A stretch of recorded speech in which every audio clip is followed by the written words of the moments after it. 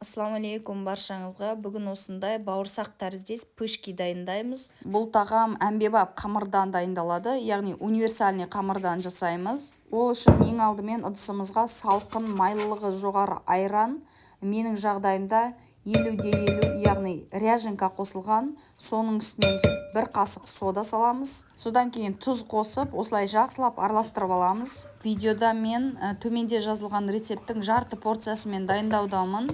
Сода мен айран осылай реакцияға түседі. Міне осылай айранымыз көтеріледі. Содан кейін үстіне електен өткізілген ұнымызды саламыз. Бұл қамырдың ерекшелігі сонда универсальный болып, яғни әмбебап болып келеді.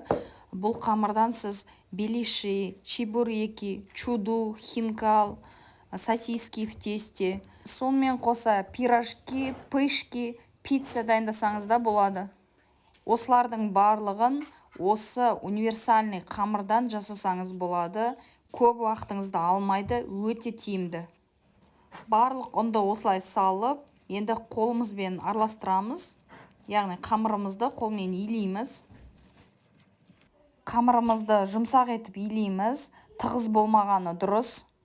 Айтпақшы, каналыма жазылуды ұмытпаңыз. Міне қамырымыз осындай жұп-жұмсақ болады. Бетін осындай пищевая пленкамен жауып қоямыз. Қамырымызды 30-40 минуттай тынықтырып аламыз. Міне тыныққан қамырымыз дайын. Енді столымыздың үстіне ұн сеуіп, осы қамырымызды түсіріп аламыз.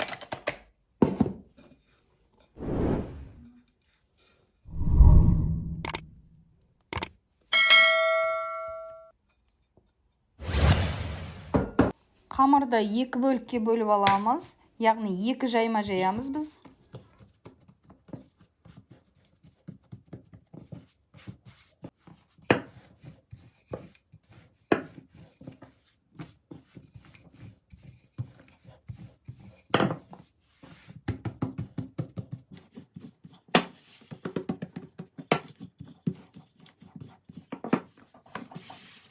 Қамырымызды тым жұқа етіп жаймаймыз. Қалыңдығы жобамен 1-1,5 см болғаны дұрыс.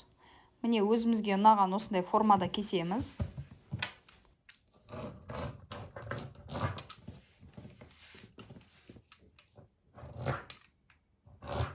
Осы ретпен барлығын жайып, кесіп аламыз. Содан кейін қайнап тұрған сұйық майға екі жағын осылай қуырып аламыз. Ыдысымыз міндетті түрде осындай шұңғыл болғаны дұрыс, сонда ыңғайлы болады және әдемі болып піседі.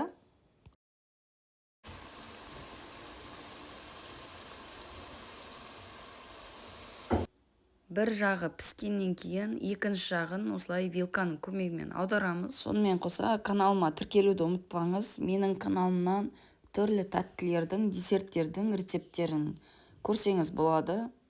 Міне біздің пышка бауырсақтарымыз пісіп шықты. Майынан толықтай сорғытып аламыз. Тура осы рецептпен жасап көріңіздер.